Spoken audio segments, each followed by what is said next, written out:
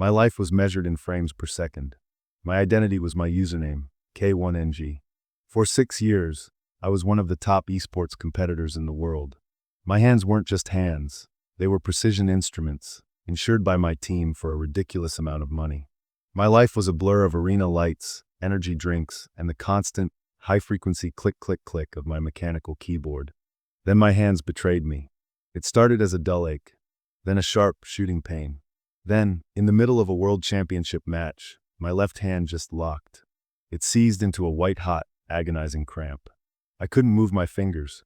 I was a god-tier player reduced to a useless, spasming liability. The diagnosis was severe carpal and ulnar tunnel syndrome, plus repetitive strain injuries. My career wasn't just on hold, it was probably over. My team manager, in a move that was half compassion and half panic, sent me away. "You need to get off-grid, Cody," she'd said. "A total digital detox. No keyboard, no controller, no phone. Let your hands heal. We've rented you a cabin. It's rustic." Rustic was a generous word. The place was in the absolute, God-forsaken middle of the Washington wilderness. No cell service. No Wi-Fi. The lodge was just a collection of 4 small cabins run by a guy named Ben, who looked like he'd been grown from the surrounding forest. He was in his late 30s, had a quiet, self-sufficient vibe that was deeply unnerving, and moved with a slow, deliberate pace that made my skin crawl. He was the most analog human I'd ever met. "You're the video game kid," he said, not as a question when I arrived. He looked at my bright, expensive sneakers and my trembling, brace-clad hands. "Cabin 3 is yours. Stove is tricky. Don't burn it down." I was losing my mind. The silence was deafening. My whole body was a live wire of restless, useless energy. I had nothing to do. My entire purpose was gone. I couldn't even play on my Switch without my hands cramping into claws of fire. I was just a thing that existed. Useless. By the 3rd day, I couldn't take it anymore. I had to do something physical. I had to prove to myself that I wasn't just a broken piece of equipment. I saw Ben out by the main lodge, effortlessly splitting firewood. He'd swing the axe, a clean, satisfying thwack, and the log would fall apart. It looked easy. It looked productive. I waited until he went inside. I walked over to the woodpile. The axe was still there, heavy and real. I picked it up. My hands, even without the braces, were weak. My grip was all wrong. But I was desperate. I put a log on the block. I swung. It was a disaster. I missed, jarring my entire arm. The axe head just glanced off the side, sending a painful vibration all the way to my teeth. I tried again, this time with a grunt of pure, frustrated rage. I was a guy who could execute 300 actions per minute in a high-stakes final, and I couldn't split a single stupid, goddamn piece of wood. The frustration just boiled over. It wasn't about the wood. It was about my hands, my career, my entire life. I started yelling. A raw, wordless, angry scream. I swung the axe again, wildly, just hacking at the log. I was crying, sobbing like a child, tears of pure, impotent rage. I was a 24-year-old millionaire, a world champion, and I was completely, totally broken. I was in the middle of a frantic, useless backswing when a hand, strong and calloused, just closed over the axe handle, stopping it in midair. I froze. Ben was standing right behind me.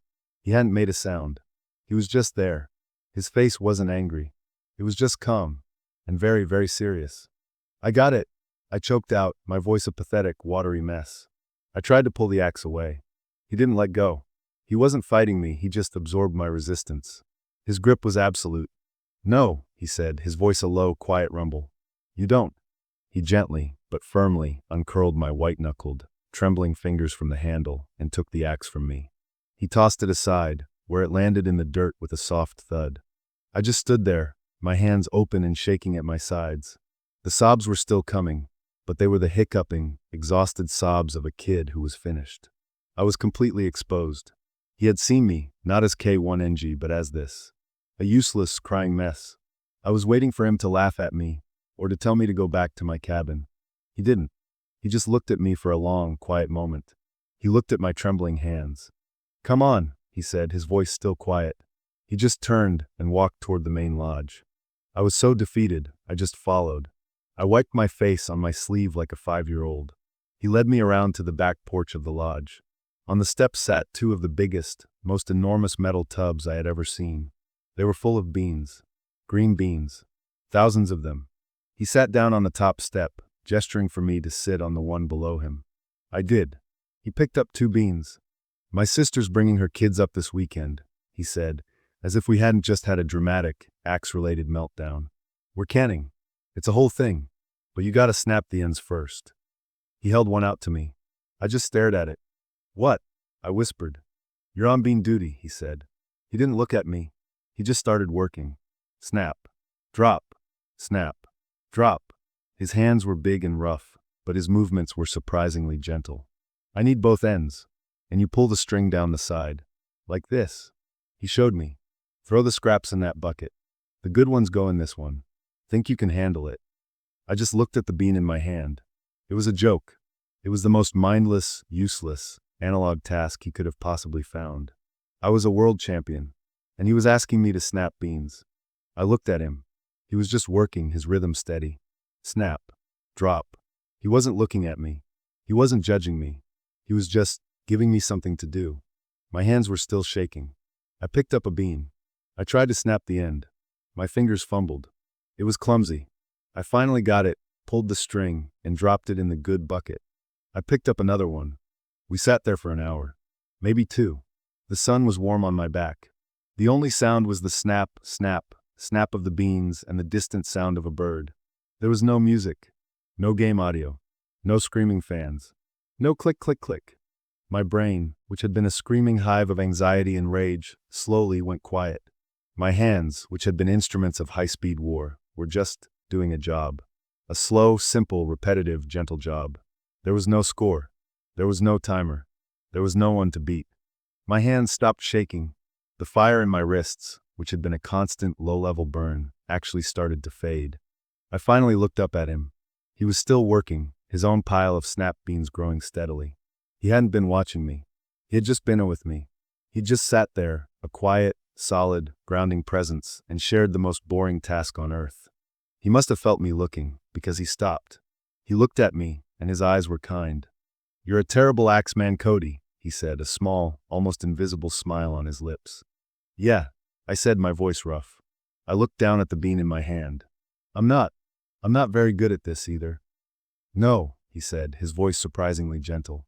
You're not, but you're doing it. That's all that matters. He dropped a few more beans into the bucket. Your hands, they're not broken, you know. They're just tired. They're yelling at you because you haven't been listening. You just need to learn a new rhythm. I looked at my hands. They were covered in bean juice.